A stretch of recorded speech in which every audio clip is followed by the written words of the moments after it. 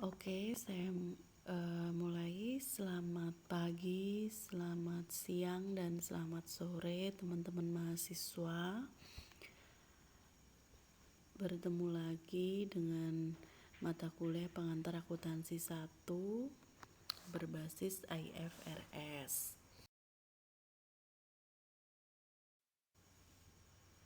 Pada kesempatan kali ini, kita akan belajar mengenai persediaan, bagaimana pencatatan persediaan.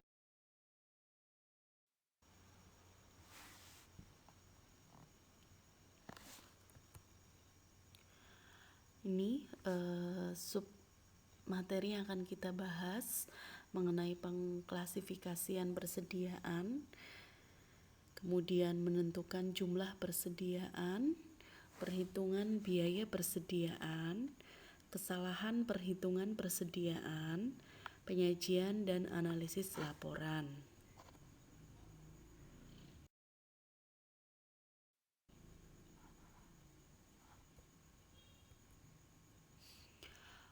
Kita mulai dari pengklasifikasian persediaan, bahwa persediaan itu ada pengklasifikasiannya. Kalau persediaan pada perusahaan dagang itu hanya satu jenis, satu macam, yaitu namanya persediaan. Nah, kalau persediaan dalam perusahaan manufaktur itu perusahaan yang mengolah bahan baku menjadi barang jadi. Nah, persediaannya di sini berupa 3 klasifikasi, yaitu barang jadi, barang yang dalam proses, dan bahan baku.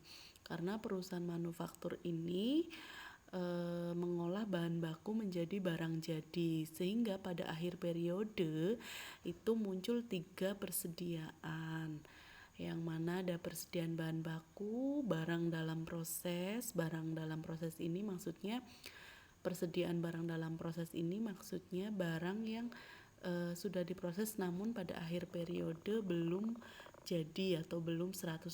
Nah, barang jadi ini barang yang siap dijual.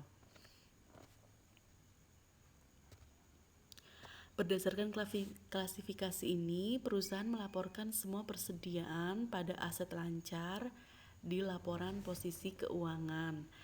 Jadi, persediaan ini bagian dari aset lancar pada laporan posisi.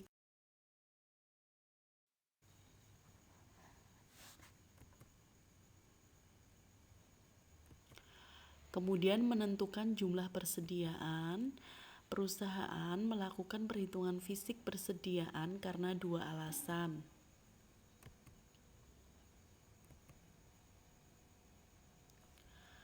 Sistem perpetual untuk memeriksa keakuratan catatan persediaan. Yang kedua, untuk menentukan jumlah persediaan yang hilang akibat bahan baku yang terbuang, pengutilan atau pencurian yang dilakukan oleh karyawan. Nah, kalau sistem periodik, menentukan persediaan di tangan pada tanggal laporan posisi keuangan. Menentukan beban pokok penjualan selama periode tersebut.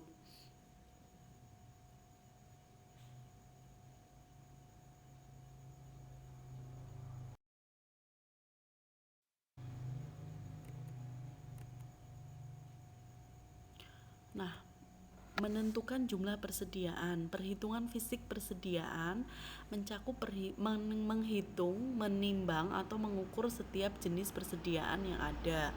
Perusahaan seringkali menginvestasikan persediaan ketika bisnisnya tutup atau ketika bisnisnya melambat, atau pada saat periode akuntansi, akhir periode akuntansi. Maksudnya di sini perusahaan itu mendata persediaannya kapan, ketika bisnisnya tutup atau ketika bisnisnya melambat, atau pada.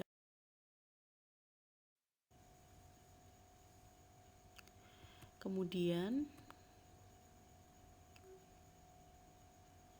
menentukan kepemilikan barang. Nah, selanjutnya barang yang dalam perjalanan Ini ada dua kondisi. Perusahaan bisa saja telah membeli barang yang belum diterima. Perusahaan bisa saja telah menjual barang yang belum dikirimkan. Jadi ada dua kondisi barang dalam perjalanan. Perusahaan bisa telah membeli barang tetapi belum diterima. Jadi barangnya masih di perjalanan. Atau perusahaan bisa telah menjual barang namun belum dikirimkan. Lalu barang yang sudah dibeli tapi belum diterima atau sudah dijual tetapi belum dikirimkan, ini disebut sebagai barang dalam perjalanan. Lalu barang dalam perjalanan ini miliknya siapa? Miliknya pembeli atau penjual?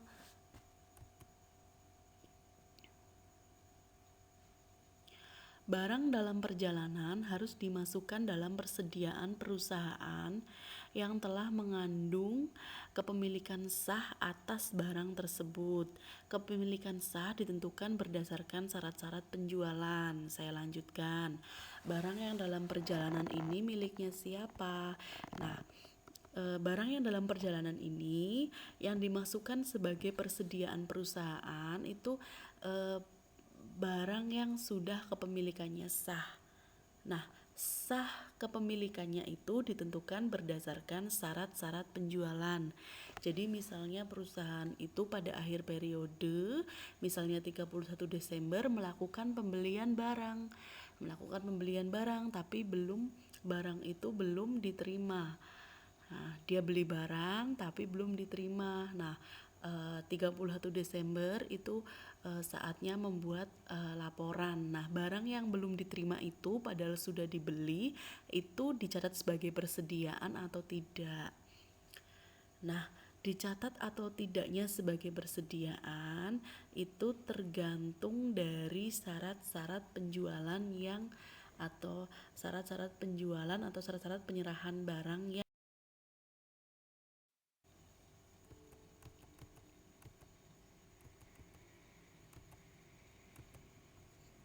Nah, saya lanjutkan. Tadi persediaan yang barang yang dalam perjalanan ini miliknya siapa, diakui sebagai persediaannya siapa, itu tergantung dari syarat-syarat penjualan. Jika syaratnya FOB shipping point, berarti kepemilikan barang berpindah ke pembeli ketika kurir menerima barang dari penjual. Barang berpindah ke pembeli ketika kurir menerima barang dari penjual. Nah, kalau FOB destination point, barang tetap berada pada penjual hingga barang tersebut sampai ke pembeli. Jadi, kalau FOB shipping point,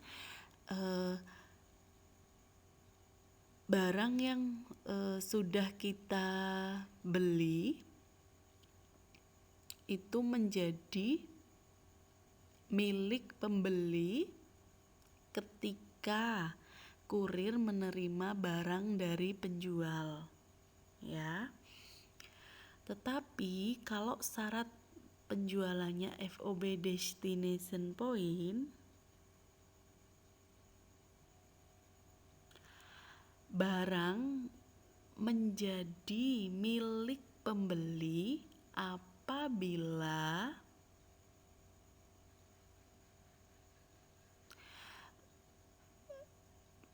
saya ulangi, kalau FOB destination point, barang menjadi milik pembeli apabila barang tersebut telah sampai. Jadi artinya di sini kepemilikan barang tetap berada pada penjual hingga barang tersebut sampai ke pembeli. Jadi maksudnya kalau FOB destination point, perusahaan beli barang dagang pada akhir periode akuntansi. Nah, barang ini yang masih dalam perjalanan itu tidak boleh diakui sebagai persediaan kecuali barang tersebut telah sampai pada pembeli.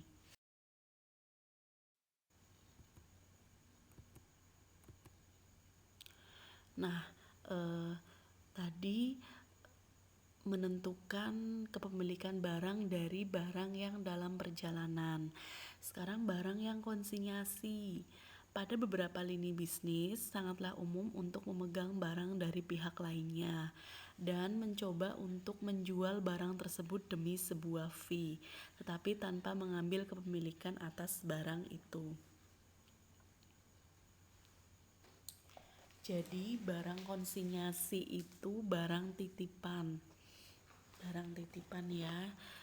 Ini istilahnya tidak boleh kita akui sebagai persediaan kita karena itu merupakan barang konsinyasi atau barang titipan. Titipan orang lain ya.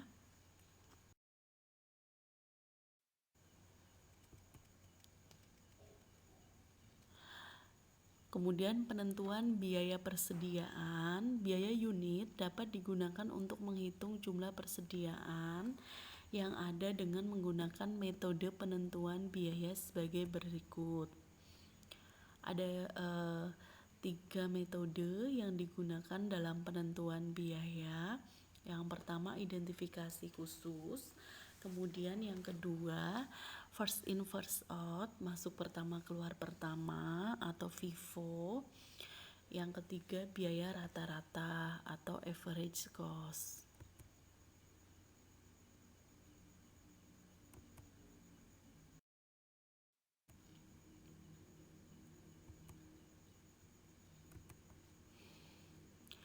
Ini ada contoh dari penentuan biaya persediaan. Misalnya Cerifit TV Company membeli 3 TV 50 inch yang identik pada tanggal yang berbeda dengan biaya. TV yang pertama dia beli biayanya 700, kemudian 750 dan 800.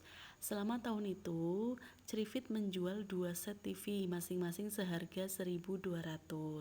Fakta ini diringkas sebagai berikut dalam tabel. Ini pembelian yang pertama terjadi di tanggal 3 Februari, kemudian pembelian kedua tanggal 5 Maret, dan pembelian ketiga tanggal 22 Mei. Nah, penjualannya kapan? Penjualan 2 TV itu pada tanggal 1 Juni.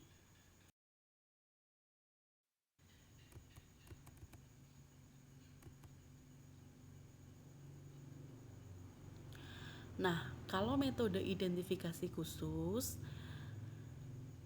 apabila Cerifit menjual TV yang dibelinya pada tanggal 3 Februari dan 22 Mei, maka beban pokok penjualannya adalah 1.500, yaitu 700 ditambah dengan 800, dan persediaan akhirnya 750. Ya, karena tadi ada 3 TV yang 3 TV. Nah, diasumsikan kalau identifikasi khusus 2 TV yang terjual itu adalah TV yang dibeli pada 3 Februari dan 22 Mei. Jadi beban pokok penjualannya 1.500, yaitu 3 Februari itu perolehan TV-nya atau beban pokoknya 700 dan 22 Mei 800. Nah, persediaan akhir itu barang yang belum terjual itu merupakan 1 TV, yaitu TV dengan beban pokok sebesar maksud saya TV dengan nilai persediaan akhirnya 750.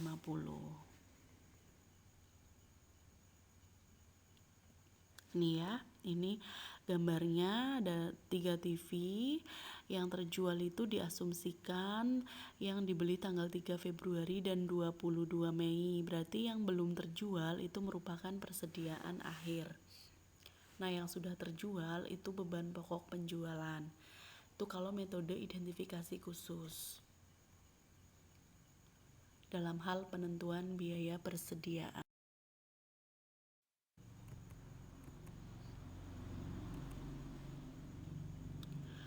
Jika perusahaan dapat dengan baik mengidentifikasi unit-unit tertentu, maka yang terjual dan mana yang masih menjadi persediaan akhir, maka perusahaan dapat menggunakan metode identifikasi khusus untuk perhitungan biaya persediaannya.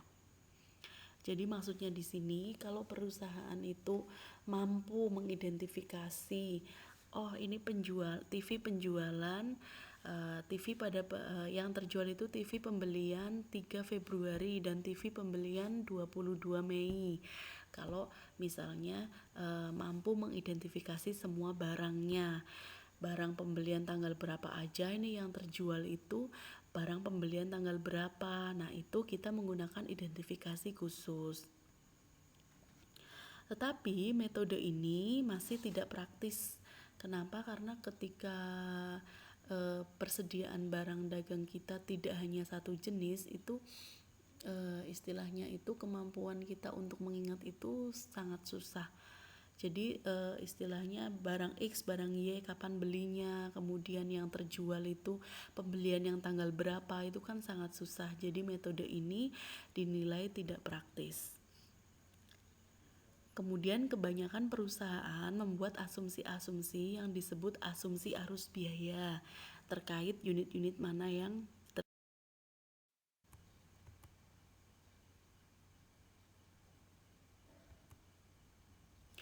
Nah, untuk menjembatani metode identifikasi khusus yang tadi memiliki kekurangan atau tidak praktis, maka terdapat 2 metode arus biaya yang diasumsikan, yaitu metode FIFO, first in first out, masuk pertama keluar pertama, dan metode biaya rata-rata atau average cost.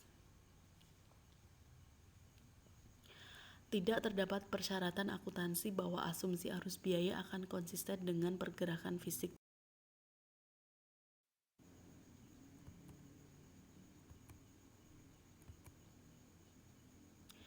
Nah, ini ada sebuah data dari link elektronik kondensator Astro. Ini persediaan awal 1 Januari 10 unit, kemudian 15 April ada pembelian.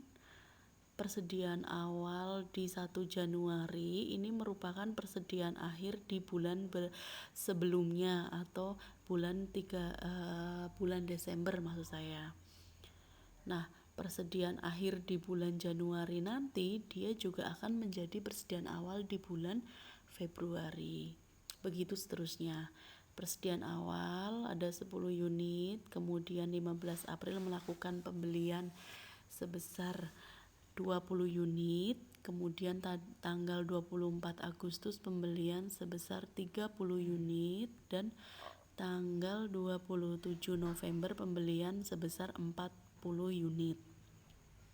Nah, total unit yang tersedia untuk dijual ada 100 unit. Kemudian jumlah unit dalam persediaan akhir itu setelah dilakukan pengecekan fisik di gudang terdapat persediaan akhir 45 unit, awalnya 100, berarti yang sudah terjual 55 unit. Nah, ini informasi biaya per unitnya, harga pembeliannya ya. Nah, 10 unit masing-masing harganya 100, berarti total biayanya 1000. Pembelian 20 unit, harga belinya 110, berarti total biayanya 2200, dan seterusnya. Kita total berarti 12.000.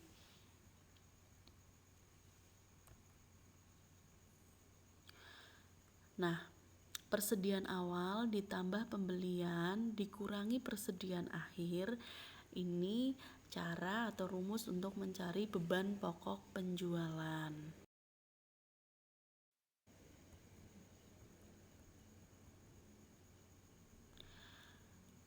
Metode first in first out, barang yang paling awal dibeli adalah barang yang pertama yang akan dijual. Seringkali paralel dengan arus kas fisik barang yang sebenarnya. Umumnya merupakan praktik bisnis yang baik untuk menjual unit-unit lama terlebih dahulu.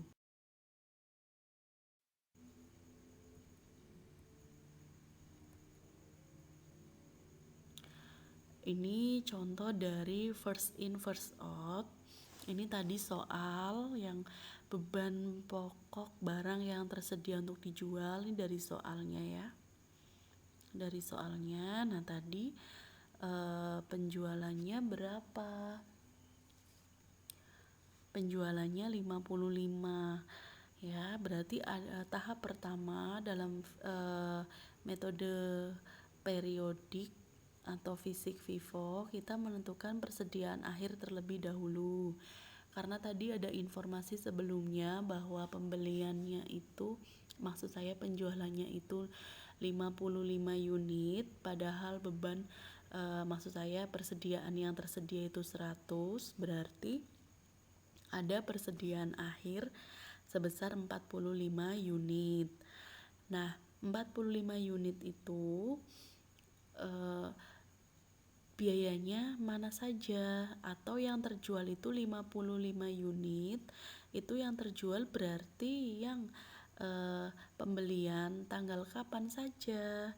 Nah, kalau metodenya first in first out, barang yang pertama kita beli, pertama kita jual, diasumsikannya begitu.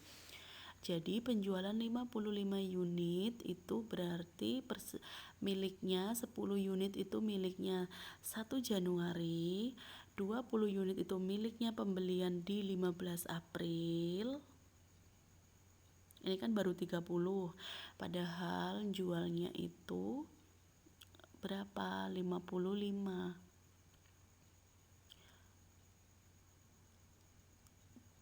Berarti ngambil di pembelian 24 Agustus ini 25 unit. Begitu kan? 10 tambah 20 itu 30 ditambah 25 di 24 Agustus. Berarti persediaan akhirnya berarti 5 unit itu miliknya 24 Agustus dan 40 unit itu miliknya pembelian yang 27 November. Kita masukkan harganya masing-masing.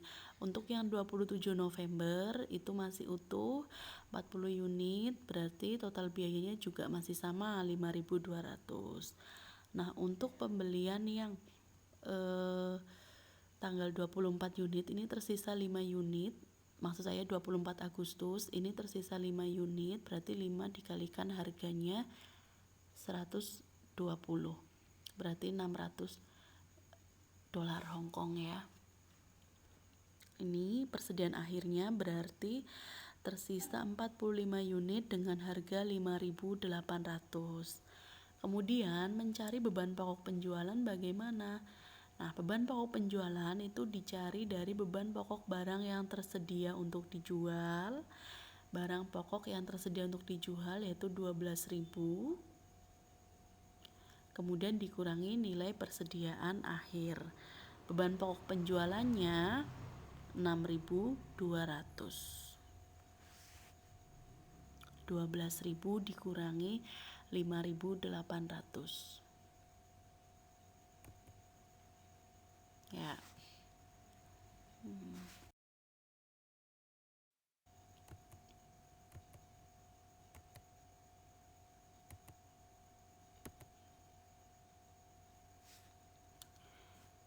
Ya, ini ilustrasinya ya, gambarnya persediaan akhir atau persediaan yang masih ada atau barang yang belum terjual itu ada 45 unit atau sebesar 5.800.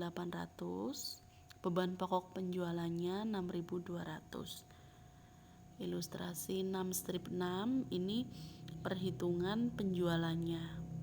Jadi karena menjual 55 unit, 10 unit itu miliknya Januari, 5 April 20, dan 24 Agustus 25. Ini seperti yang saya jelaskan.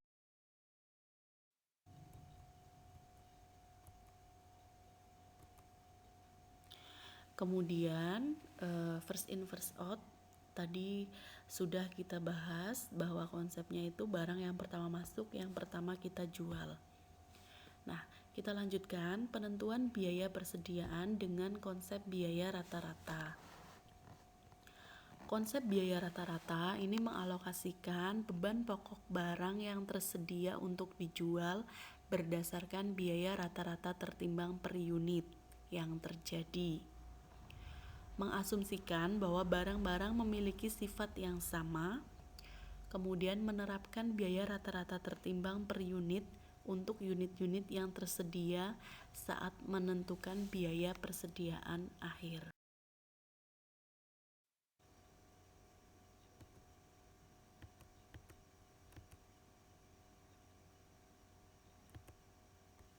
Oke, saya lanjutkan. Ini kalau rata-rata cara mencarinya, untuk mencari persediaan akhir itu dari total biaya yaitu 12.000 kita bagi dengan unit yang ada yaitu 100, atau biaya rata-ratanya 120 dari 12.000 dibagi dengan 100 unit. Nah, karena yang terjual 55 unit, maka persediaan akhirnya tersisa 45 unit. Kita kalikan dengan harga rata-ratanya 120, berarti total persediaan akhirnya 5.400. 120 dikali 45. Kemudian beban pokok penjualannya masih sama cara menghitungnya, yaitu total biaya kita kurangkan dengan persediaan akhir. Persediaan akhirnya 5.400 menurut metode rata-rata. Beban pokok penjualannya 6.600.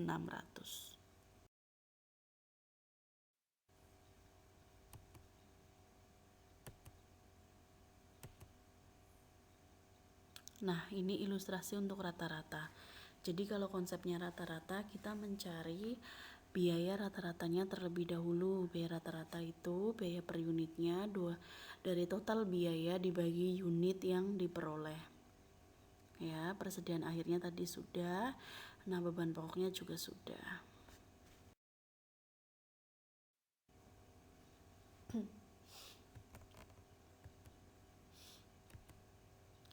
Nah, ini laporan keuangan dan pengaruh pajak dari metode arus biaya. Ada dua metode arus biaya, FIFO dan rata-rata. Ini terdapat perbedaan pada laba netonya. Ketika menggunakan metode FIFO, laba netonya 2.310, dan menggunakan metode rata-rata, laba netonya 2.030. Kenapa? Hal itu terjadi karena dalam hal penentuan persediaan akhirnya, untuk metode FIFO persediaan akhirnya dinilai 5.800 dan persediaan akhir untuk metode rata-rata 5.400. Kemudian beban pokoknya juga sama, itu ada perbedaan. Untuk beban pokok penjualan itu 6.200 metode FIFO, kalau metode rata-rata 6.600, sehingga menghasilkan laba bruto yang berbeda pula, yang mengakibatkan pada laba netonya pun akan mengalami perbedaan atau terdapat selisih.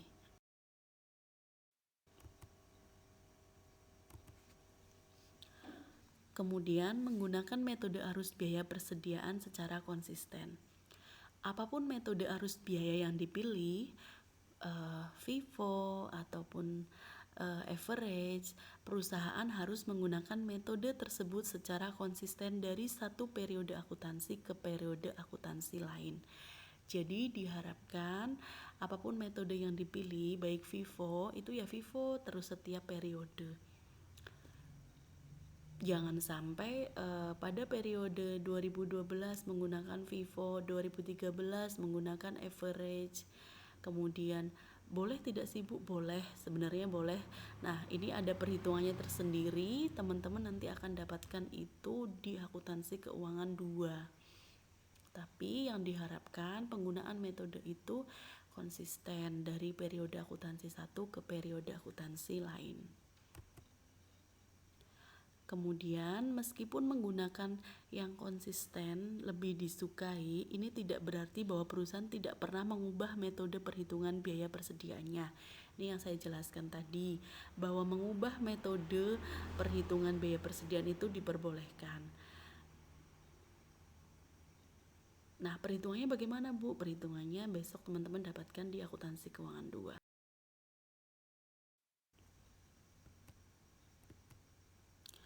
Kemudian mana yang lebih rendah antara biaya perolehan dan nilai residu neto? Apabila nilai persediaan ini lebih rendah daripada biayanya, maka perusahaan harus menurunkan nilai persediaannya ke nilai realisasi netonya pada periode di mana penurunan harga terjadi. Kemudian nilai realisasi neto mengacu pada jumlah neto yang diharapkan direalisasi atau diterima perusahaan dari penjualan persediaan. Secara khusus, nilai realisasi neto merupakan estimasi harga jual dalam situasi bisnis yang normal dikurangi estimasi biaya untuk menyelesaikan dan menjual.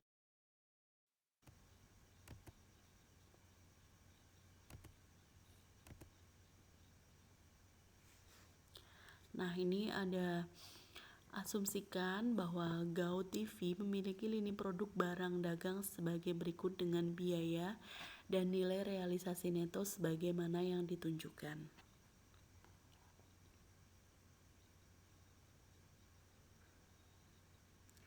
Jadi yang istilahnya misalnya saja TV layar datar itu biaya untuk memperoleh TV itu $60.000. Nah, kemudian diasumsikan ketika TV layar datar ini dijual di pasaran ini hanya memiliki harga jual $55.000. Nah, berapakah nilai persediaan yang harus disajikan dari TV layar datar di laporan keuangan perusahaan? Yaitu mana yang lebih rendah antara biaya perolehan dengan nilai realisasi neto. Nah, kalau untuk TV layar datar yang lebih rendah itu nilai realisasi neto atau yang disajikan sebagai nilai persediaan, yaitu yang paling rendah di antara keduanya yaitu $55.000. Nah, radio satelit biayanya $45.000, nilai realisasi netonya $52.000. Berarti yang disajikan sebagai nilai persediaan dalam laporan keuangan perusahaan yaitu $45.000. DVD recorder biaya perolehannya $48.000, tetapi ketika dijual diestimasikan hanya laku $45.000. Berarti nilai persediaan untuk DVD recorder $45.000. Kemudian DVD biaya perolehannya $15.000, nilai realisasi netonya $14.000. Berarti yang disajikan dalam persediaan pada laporan keuangan $14.000. Sehingga total persediaan untuk GAO TV yang terdiri dari 4 jenis persediaan barang dagang sebesar $159.000. Ini ketika perusahaan tertentu memiliki beberapa jenis persediaan barang dagang. Nah, menyajikannya bisa menggunakan mana yang lebih rendah antara biaya perolehan dengan nilai atau estimasi harga jual.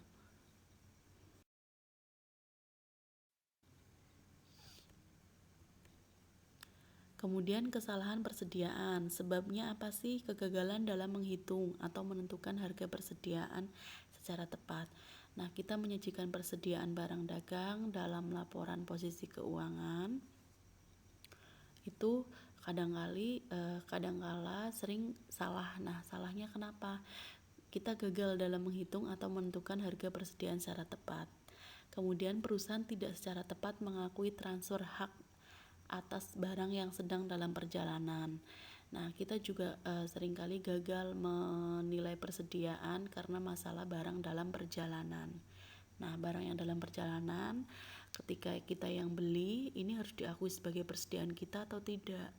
Nah, tergantung syaratnya tadi yang di depan.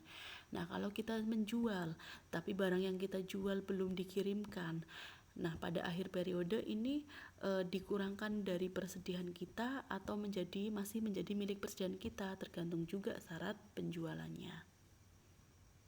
Tadi sudah dibahas di depan. Kemudian kesalahan ini mempengaruhi laporan laba rugi maupun laporan posisi keuangan, jelas ya, mempengaruhi laba neto tadi ya, dan mempengaruhi laporan posisi keuangan karena menyajikan jumlah persediaan yang salah.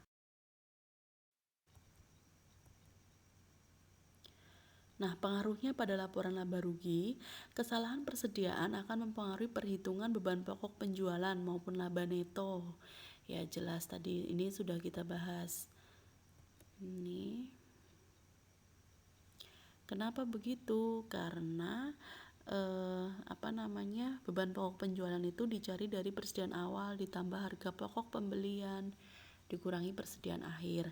Nah, kalau kita menentukan persediaan awal dan akhirnya salah, otomatis beban pokok penjualannya pun salah. Beban pokok penjualan salah akan mengakibatkan laba neto yang salah. Nah, ini ya. Apabila kesalahan terjadi mengurang sajikan persediaan awal atau kurang saji, laba netonya lebih saji dan seterusnya, ini nanti bisa dibaca, ini hanya konsep.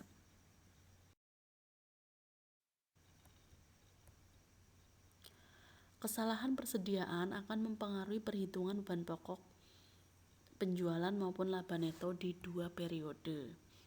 Kesalahan dalam persediaan akhir periode berjalan akan memiliki pengaruh terbalik terhadap laba neto periode akuntansi berikutnya. Meskipun selama 2 tahun total laba neto tepat karena kesalahan saling menutupi satu sama lain. Jadi kalau kesalahannya laba netonya lebih tinggi, maka pada periode berikutnya ini laba netonya menjadi lebih rendah dari yang seharusnya, karena persediaan akhir pada suatu periode, pada akhir suatu periode ini menjadi persediaan awal pada periode selanjutnya, sehingga kondisinya demikian seperti poin 1. Ketepatan persediaan akhir tergantung sepenuhnya pada akurasi pengambilan dan penentuan biaya persediaan.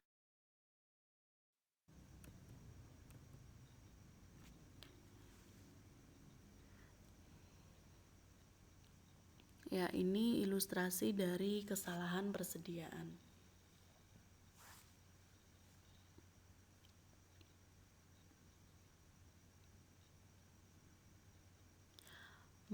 Ini ya tadi ya pada 2 periode yang berurutan ini nanti akhirnya saling menutupi. Oke.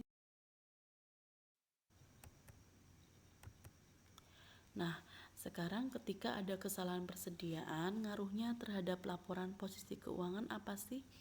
Pengaruh kesalahan persediaan akhir terhadap laporan posisi keuangan menggunakan persamaan dasar akuntansi.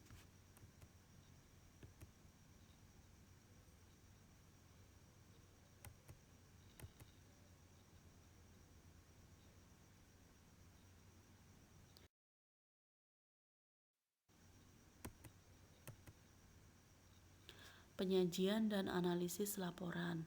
Nilai realisasi neto persediaan diklasifikasikan sebagai aset lancar. Ya, jadi persediaan itu dikategorikan sebagai aset lancar. Ini masuknya ke laporan apa? Masuknya ke laporan posisi keuangan sebagai aset lancar. Nah, laporan laba rugi beban pokok penjualan dikurangkan dari penjualan. Seharusnya juga terdapat pengungkapan tentang klasifikasi utama persediaan, basis akuntansi, biaya atau nilai realisasi neto mana yang lebih rendah, metode biaya.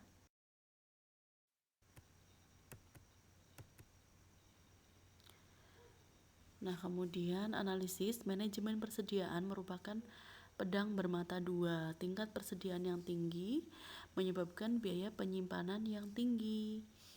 Jadi kalau persediaannya di gudang itu banyak, maka biaya penyimpanannya pun tinggi. Kemudian tingkat persediaan yang rendah mengakibatkan apa? Kehabisan stok dan kehilangan penjualan atau kehilangan customer. Nah, bagi manajemen persediaan ini istilahnya pedang bermata dua ya, serba salah. Nah, bagaimana caranya mengatur agar persediaan itu tidak tinggi dan juga tidak rendah. Nah, kita lihat perputaran persediaan, mengukur berapa kali rata-rata persediaan terjual selama periode itu. Nah, perputaran persediaan bisa dicari dari beban pokok penjualan dikurangi rata-rata persediaan. Ini teman-teman akan dapatkan di manajemen keuangan besok. Perputaran persediaan beban pokok penjualan dibagi rata-rata persediaan.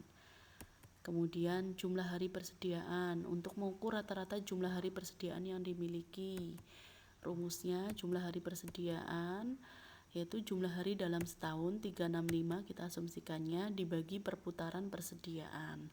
Nah, ini agar manajemen persediaan itu tidak istilahnya dapat mengatur bagaimana persediaannya itu tidak terlalu tinggi dan tidak juga kekurangan stok. Bisa menggunakan analisis perputaran persediaan dan analisis jumlah hari persediaan.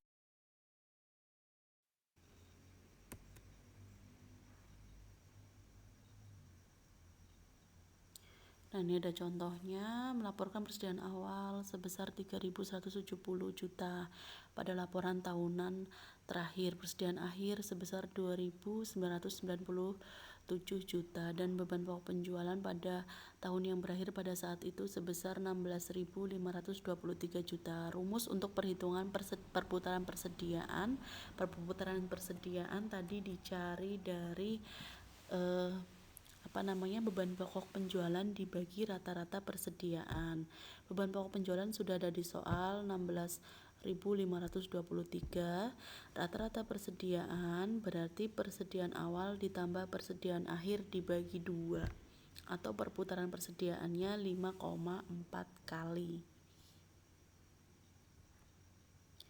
Perputaran persediaan sebesar 5,4 kali dibagi dengan 365 adalah sekitar 68 hari. Ini merupakan waktu perkiraan yang diperlukan perusahaan untuk menjual persediaannya setelah sampai di toko.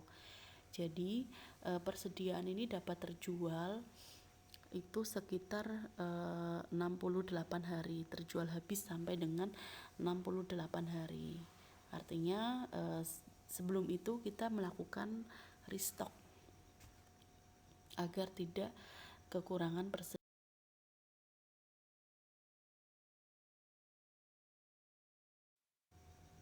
Ya, terima kasih untuk materi persediaan dengan konsep periodik. Dengan konsep periodik itu istilahnya sama dengan fisik. Untuk pekan depan kita bahas mengenai persediaan dengan konsep perpetual. Nah, untuk hari ini sedikit ringkasan. Jadi macam-macam persediaan itu tadi bagi perusahaan dagang ada 1 jenis, bagi perusahaan manufaktur ada 3 jenis persediaan. Kemudian penentuan harga pokok, penentuan nilai persediaan, kemudian barang yang dalam perjalanan itu miliknya siapa, barang konsinyasi miliknya siapa, bagaimana perlakuan akuntansinya, begitu. Kemudian yang terakhir tadi ini terkait dengan analisis persediaan, kapan saat yang tepat untuk melakukan restock. Begitu untuk hari ini, untuk minggu ini.